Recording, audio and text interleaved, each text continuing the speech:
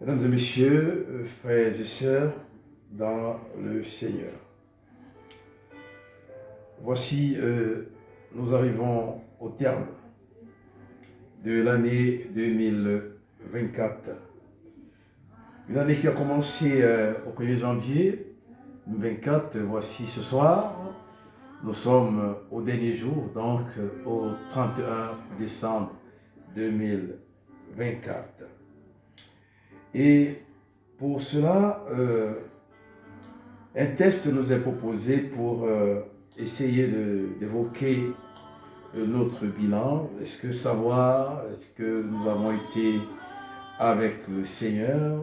Est-ce que la marche, elle était fidèle? Est-ce qu'il y aurait eu des moments de délaissement, des moments de découragement? Et voici ce que ce test nous dit. Et déjà, la lecture est tirée de l'épître de Paul aux Philippiens, le chapitre 3, le verset 13 à 14. Là, il est écrit: Frères, je ne pense pas l'avoir saisi, mais je fais une chose, oubliant ce qui est en arrière et me portant vers ce qui est en avant. Je cours vers le but pour remporter le prix de la vocation céleste de Dieu en Jésus-Christ. Amen.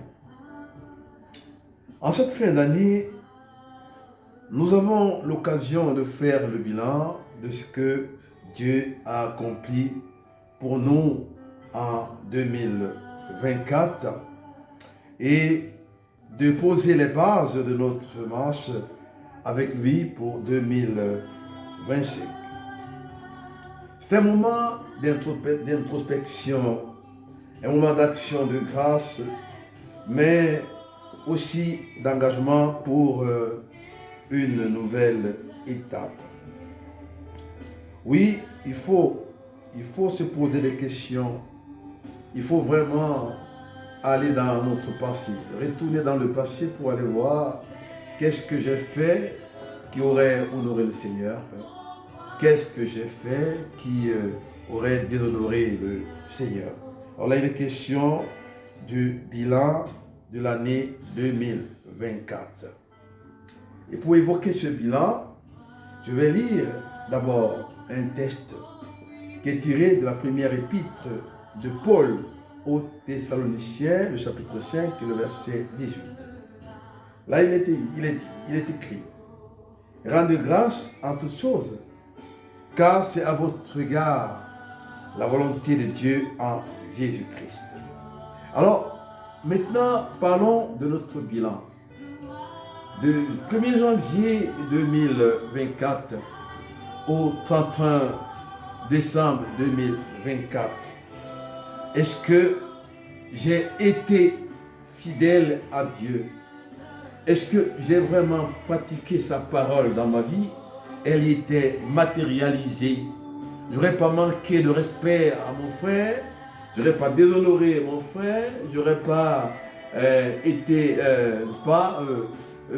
désobligeant vis-à-vis de mon frère.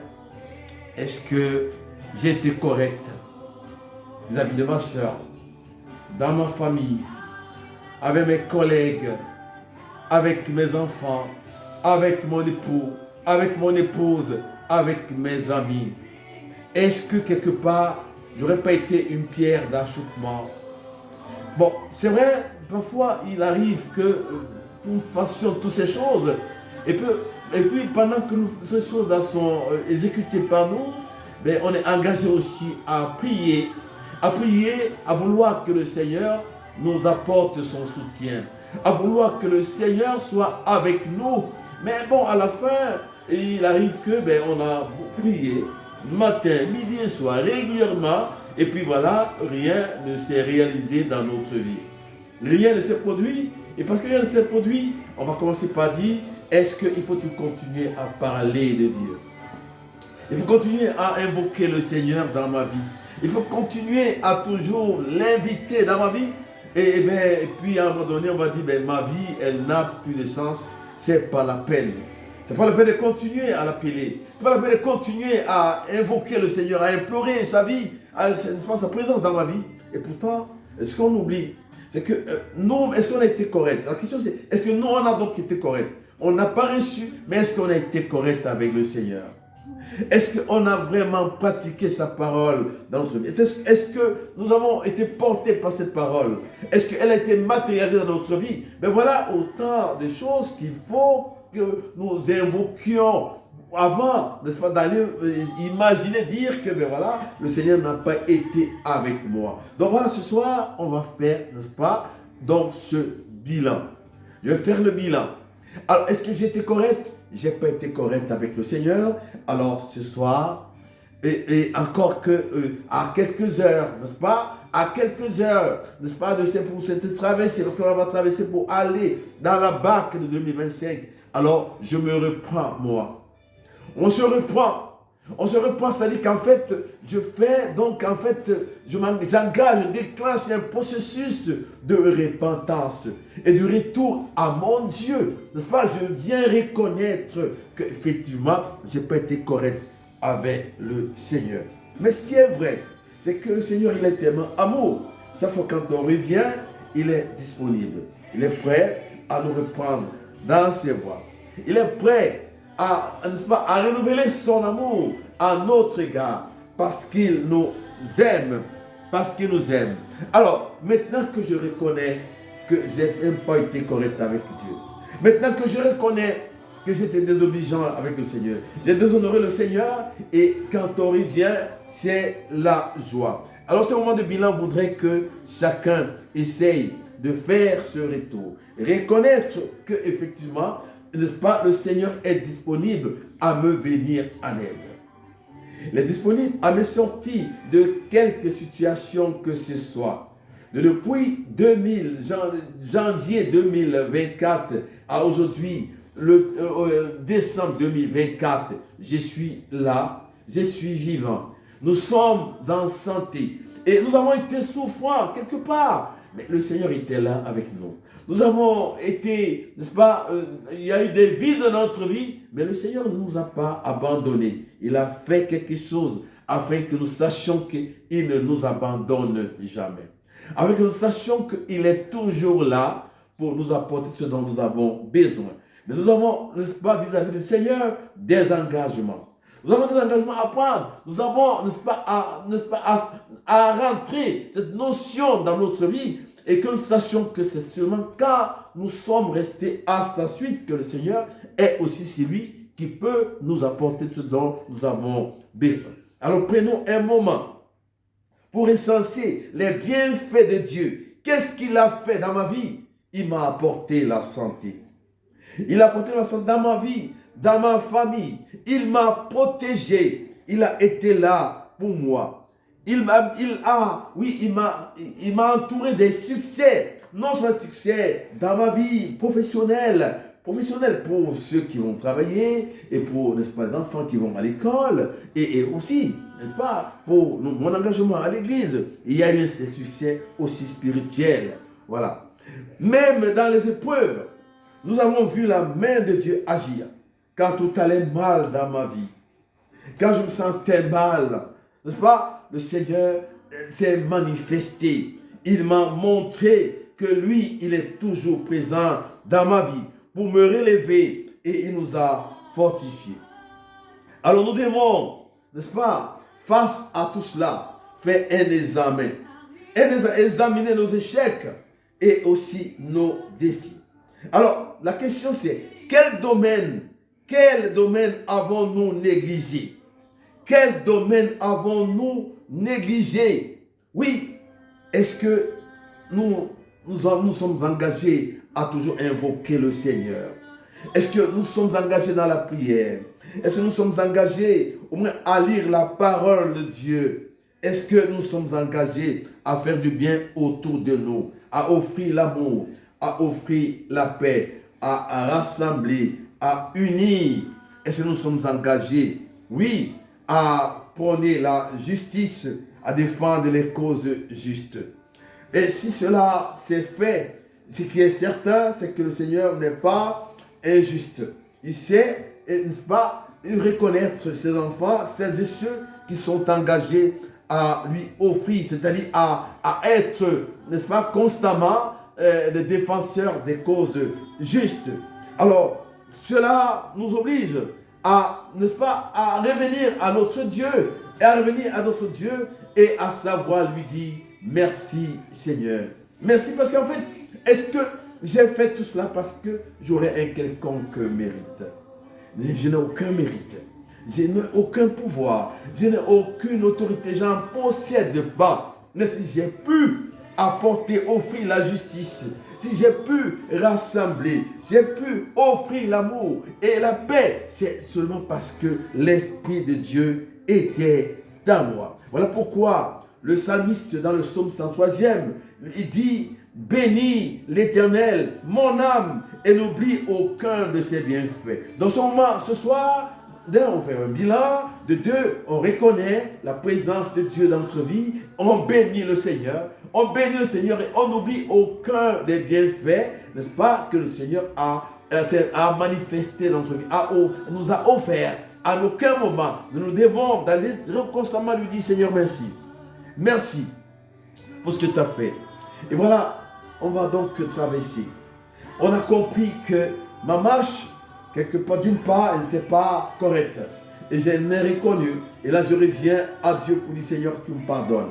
Et maintenant qu'il me pardonne, alors je prends, n'est-ce pas, la résolution d'avancer avec lui, de le laisser me conduire, de le laisser dorénavant me guider, de démissionner de mon pouvoir pour faire qu'on sache, qu'on aille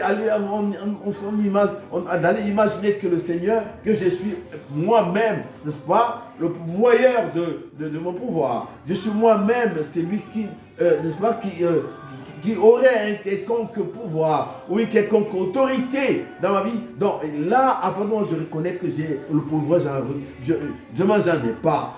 Je possède aucune puissance et que c'est seulement avec le Seigneur que je suis ce que je suis. Alors, je reviens à lui et le Seigneur, lui, il m'accueille. Il m'accueille, il me prend dans ses bras et la parole est dit donc, j'ai reconnu tout cela. Alors, il était dit dans le livre des Proverbes, chapitre 16, verset 3e, il était dit, recommande à l'Éternel tes œuvres et tes projets réussiront. Donc cette année 2025, c'est une année qui voudrait que nous prenions aujourd'hui la résolution de tout remettre à Dieu, de tout remettre à l'Éternel, de laisser le Seigneur nous guider. Je ne me guide plus, je ne prends plus de décisions dans ma vie, mais je laisse le Seigneur prendre des décisions pour moi. Je laisse le Seigneur me diriger, je laisse le Seigneur m'orienter. Je ne prends pas, moi, je ne vais pas aller pouvoir imaginer que je suis celui qui guide ma vie. Je ne guide, personne ne peut guider sa vie. Pour que ta vie et tes projets soient vraiment des projets qui sont menés à bon port, il faut que tu te dises, il faut que tu te laisses porter par le Seigneur, guidé par le Seigneur. Et puis nous devons aussi nous dire que pour aller plus loin dans notre vie, nous devons approfondir notre relation avec Dieu à travers la prière. À travers la prière quotidienne et l'étude de la parole de Dieu. Nous devons nous engager davantage dans l'œuvre de Dieu et le témoignage auprès des autres. Être là pour les autres. Nous devons cultiver en cette année 2025 un esprit de persévérance. Toujours regarder le Seigneur. Et comme Paul, déterminons-nous à courir vers le but. Refusons de nous laisser abattre par les échecs passés. Mais avançons avec foi. En cette année 2025, adoptons une attitude d'espérance, sachant que toute chose concourt au bien de ceux qui aiment le Seigneur. Aimons le Seigneur. Laissons-nous guider par le Seigneur. Laissons le Seigneur nous tirer. Laissons le Seigneur nous orienter. Et puis, nous devons savoir que, à partir du moment où le Seigneur nous oriente, nous sommes certains de mener, n'est-ce pas, nos projets à bon port. Parce qu'il est là avec nous. Alors, voilà, nous devons remettre notre sort à l'Éternel. Nous devons mettre notre confiance en lui. Et quand on le fait, il agira. Nos résolutions ne seront possibles que si elles sont bâties sur la foi en Dieu. Oui, je nous rappelle dans Jean 15e et le verset 5e, je cite, « Sans moi, vous ne pouvez rien faire. » Alors plaçons donc nos projets sous sa direction. Oui, plaçons nos projets sous la direction de Dieu. Car, comme la parole dans le livre de Jérémie 29e, le chapitre 11e, elle dit, je cite, « Car Dieu dit ceci dans la bouche du prophète, je connais les projets que j'ai formés sur vous. Dit l'Éternel, projet de paix et non de malheur, afin de vous donner un avenir et de l'espérance. » Alors, ensemble, chers frères et sœurs, chers amis, remettons notre vie, remettons notre famille et notre Église, nos amis, entre les mains du Seigneur. Que cette nouvelle année soit une année de croissance, une année de victoire et de témoignage pour la gloire de notre Dieu. Une année de reconnaissance, une année d'engagement. Et nous devons nous dire, à partir du moment où nous prenons cette résolution aujourd'hui, que nous allons nous embarquer, laisser le Seigneur être celui qui nous embarque, alors sachez que cette année sera une année victorieuse pour nous. Victorieuse sur tous les plans de la vie. Alors, que chacun prenne aujourd'hui, prenons un moment pour écrire nos résolutions et prier pour qu'elles soient alignées avec la volonté de Dieu. Alors, engageons-nous à marcher dans l'obéissance et à demeurer fidèles en toutes choses. Car en faisant cela, soyez rassurés, chers amis, frères et sœurs, chères familles, soyez vraiment rassurés qu'en faisant cela, notre année sera une année victorieuse. Prions le Seigneur. Seigneur Tout-Puissant, nous voici devant toi en ce dernier jour de l'année 2024. Plein de reconnaissance pour ton amour, ta fidélité et ta grâce qui nous ont soutenus tout au long de cette année. Tu as été notre refuge dans les tempêtes, notre guide dans les moments d'incertitude et notre force dans les défis. Nous te rendons gloire pour chaque victoire remportée, pour chaque leçon apprise et même pour les épreuves qui nous ont permis de grandir et de nous rapprocher de toi. Merci pour la vie, pour la famille, pour l'Église et pour ton Église sainte qui nous a accompagnés chaque jour. Garde-nous, Éternel, en cette nouvelle année. Oui, Seigneur, entoure-nous, pardonne-nous, maintenant que nous avons compris, Seigneur, ce que nous devons faire. Maintenant que nous avons saisi ce message, donne-nous à chacun, à chacune, la clé pour ouvrir toutes les portes fermées. Fais de nous, Seigneur, les enfants lumineux en cette nouvelle année 2025. Les enfants éternels qui, éternels, aujourd'hui, Seigneur, avance avec toi. Avance avec toi, éternel mon Dieu. Il espère que tes bénédictions, Seigneur, nous soient déversées, éternel, et que tes grâces abondent dans notre vie. Il espère que nous sachions reconnaître que notre vie, Seigneur, ne peut dépendre que de toi.